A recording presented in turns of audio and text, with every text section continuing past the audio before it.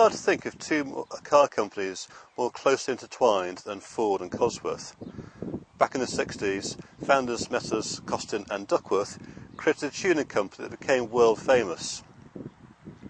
Ford had a long involvement with them, perhaps most famously when it paid for the DFV, the Cosworth DFV, arguably the most successful racing engine of all time. Over the decades, Cosworth has powered Ford to countless victories on the racetracks and the rally stages of the world, and that success has inspired legions of fans on the road. One of them is Matt Gregory, and we're here with his Sierra Cosworth.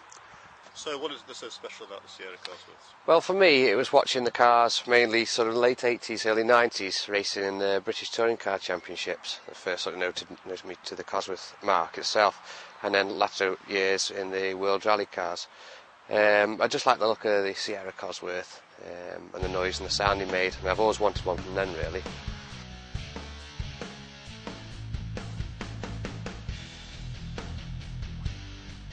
When the car first came out, it developed 224 brake horsepower. Matt's had the car for 6 years and has invested quite a lot of money and effort in doubling that power output to 450 brake. So Matt, tell us what it is you've done. What I've done is fitted the T4 Garrett turbocharger off an RS 500. We've also got the intercooler off the car. Internally to the engine, we've balanced all the internal parts. Lowered the compression to a 7.51 compression ratio with forged pistons.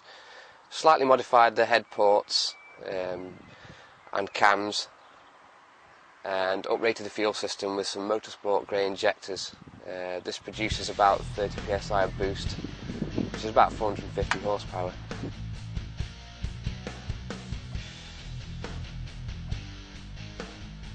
With turning up on the boost on these engines, they do suffer quite bad with head gasket trouble. We've got around this with putting 6 larger studs in the engine to hold the head down and fitting a World Rally car head gasket.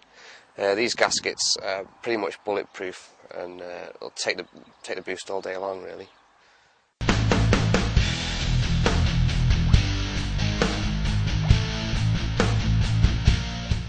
Suspension-wise, we replaced the standard shocks and springs with Coney adjustable suspension, slightly lower in the car by 25mm, and the adjustable suspension means it can actually firm the shock absorber up. Brake-wise, we fitted drilled and grooved discs with an uprated pad.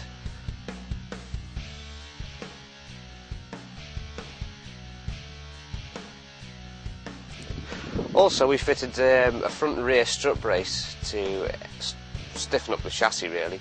This has helped the steering no end, it becomes a lot sharper. It sounds like Matt's done a very thorough and impressive job, but of course the acid test is this. What's the car like to drive?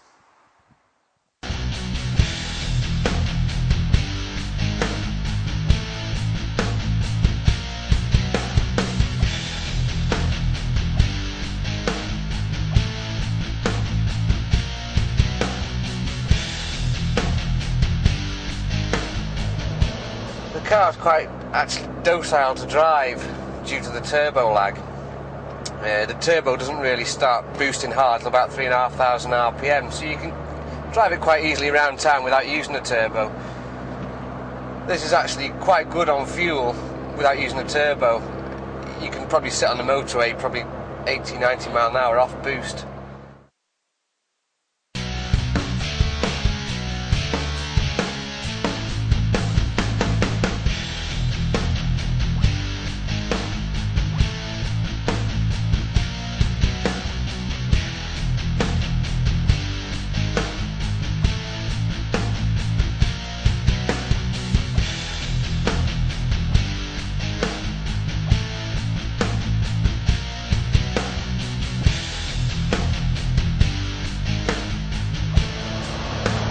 The only drawback is when you really want to use a turbo hard, you've actually got to drop it down a gear, whereas a smaller turbo spiggle up quite quickly.